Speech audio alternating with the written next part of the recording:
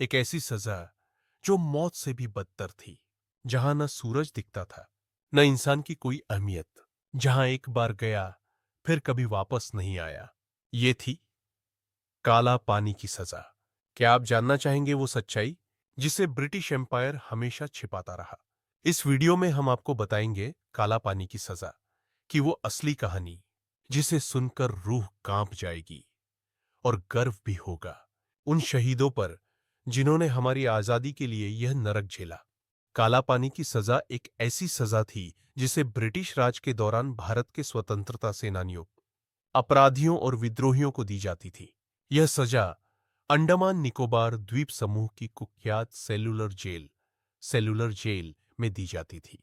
यह जेल इतनी भयानक थी कि लोग इसका नाम सुनते ही कांप उठते थे। काला पानी क्या है? काला पानी शब्द दो भागों से बना है। काला मतलब अंधकार और पानी मतलब समुद्र। इसका मतलब है एक ऐसी जगह जो समंदर के पार है, जहां से वापस लौटना नामुमकिन हो। इस सजा का मकसद था अपराधी या स्वतंत्रता सेनानी को समाज से पूरी तरह काट देना। काला पानी की सजा क्यों दी जाती थी? ब्रिटिश सरकार 1757 की क्रांति के बाद बहुत डर गई थी। जो भी व्यक्ति अंग्रेजों के खिलाफ आवाज उठाता था, चाहे वह क्रांतिकारी हो या विद्रोही, उसे मौत या काला पानी की सजा दी जाती थी। इस सजा का मुख्य उद्देश्य था उन्हें भारत से दूर करना और इतना कष्ट देना कि बाकी लोग भी डर जाए। सेलुलर जेल का निर्माण 1897 में शुरू हुआ और 1906 साउ 98 में पूरा हुआ।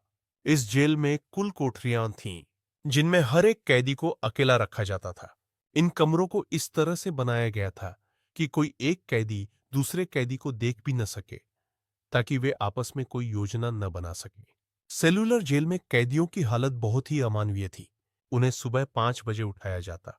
दिन भर उन्हें नारियल की रस्सी बनाना, कोल्हू में तेल निकालना, पत्थर तोड़ना आदि भारी काम करने पड़ते। खाने में सिर्फ थोड़ा चावल, दाल और नमक मिलता था। जो आदेश नहीं मानता उसे कोड़े मारे जाते या भूखा रखा जाता। प्रमुख स्वतंत्रता सेनानी जिन्होंने काला पानी की सजा झेली: वीर सावरकर। उन्हें 1911 में काला पानी भेजा गया था। उन्होंने जेल में कई किताबें लिखी। बटुकेश्वर दत्त, भगत सिंह के साथी, असेंबली में बम फेंकने के आरोप में। उल्लासकर दत्त, त्रैलोक्यनाथ चक्रवर्ती, योगेंद्र शुक्ल और भी कई स्वतंत्रता सेनानी वहां बंद रहे। जेल में अत्याचार: कैदियों पर गर्म लोहे की छड़ें लगाई जाती थीं। उन्हें लोहे की जंजीरों में बांधकर रखा जाता था। महीनों तक अंधेरे में बंद करके मानसिक यातना दी जाती थी। कई कैदियों ने इन अमानवीय यातनाओं से परेशान होकर आत्महत्या कर ली। कुछ कैदियों ने जेल में ही भूख हड़ताल की, जिनमें जतिन दास की भूख हड़ताल ऐतिहासिक रहा। अब यह जेल एक राष्ट्रीय स्मारक है। अंडमान के पोर्ट ब्लेयर में स्थित यह स्मारक स्वतंत्रता सेनानियों की याद दिलाता है। हर साल हजारों पर्यटक इसे देखने जाते हैं और यहाँ एक लाइट एंड साउंड शो भी होता है, जो उस समय की दर्दनाक कहानी को जीवंत कर देता है। 1940 के दशक में जब स्वतंत्रता संग्राम अपने चरम पर था, तब काला पानी जैसे जेलों में बंद लोगों की कहानियां भारत में फैलने लगी। इससे और लोग प्रेरित हुए। 1945 के बाद जब आजादी नजदीक आने लगी, तो इन जेलों से कई क्रांतिकारियों को रिहा किया गया। आज का सेलुलर जेल, यह जेल राष्ट्रीय स्मारक है। यह पोर्ट ब्लेयर, अंडमान में स्थित है। हर साल हजारों लोग इस ऐतिहासिक जगह को देखने जाते हैं। यहाँ लाइट एंड साउंड शो के जरिए वीर सावरकर और अन्य क्रांतिकारियों की कहानियां सुनाई जाती हैं। काला पानी की सजा सिर्फ एक जेल नहीं थी, यह भारत के हजारों सपूतों के बलिदान की गवाही है। यह एक ऐसा अध्याय है जिसे जानना हर भारतीय का कर्तव्य है। यह जेल हमें यह बताती है कि आजादी हमें कितने संघर्षों के बाद मिली है। हमें उन शहीदों को कभी नहीं भूलना चाहिए जिन्होंने देश के लिए अपना सब कुछ त्याग दिया। कई स्वतंत्रता सेनानियों ने जेल में मिलने वाली असहनीय स्थिति और बुरे बर्ताव के खिलाफ भूख हड़ताल की। सबसे प्रसिद्ध भूख हड़ताल जतिन दास द्वारा की गई थी, जो कि 1929 में जेल में थे। उन्होंने 63 दिन तक भूख हड़ताल की ताकि उन्हें एक उचित मानवीय उपचार मिल सके। उनकी यह हड़ताल भारतीय स्वतंत्रता संग्राम का एक महत्वपूर्ण क्षण बन गई। उनकी भूख हड़ताल का परिणाम दुखद था। 63 दिन बाद जतिन दास की मृत्यु हो गई, लेकिन उनकी शहादत ने भारतीयों में एक नया जोश भर दिया। उन्होंने अंग्रेजों के खिलाफ और अधिक संघर्ष की प्रेरणा दी।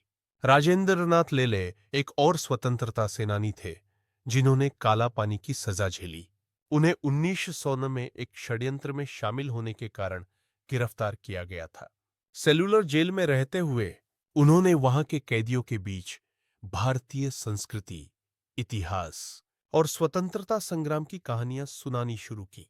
उनका मानना था कि शिक्षा और जागरूकता सबसे महत्वपूर्ण हथियार है। काला पानी की सजा भारत की सीमाओं से बाहर भी चर्चित हो गई थी। ब्रिटिश सरकार के अत्याचारों के बारे में जब अंतर्राष्ट्रीय मीडिया ने रिपोर्ट करना शुरू किया, तो दुनिया भर में इसका विरोध हुआ। विभिन्न देशों में अंग्रेजों की निंदा की गई और भारतीय स्वतंत्रता संग्राम को समर्थन मिला। ब्रिटिश साम्राज्य की आलोचना ने भारत के स्वतंत्रता संग्राम को एक अंतर्राष्ट्रीय पहचान दिलाई। भारतीय स्वतंत्रता संग्राम में शामिल क्रांतिकारियों के संघर्ष ने यूरोप और अन्य देशों में ब्रिटिश साम्राज्य के खिलाफ आक्रोश पैदा किया। काला पानी के बाद का भारत। 1947 में जब भारत स्वतंत्र हुआ, तब तक काला पानी की सजा देने वाली ब्रिटिश सरकार का साम्राज्य खत्म हो चुका था।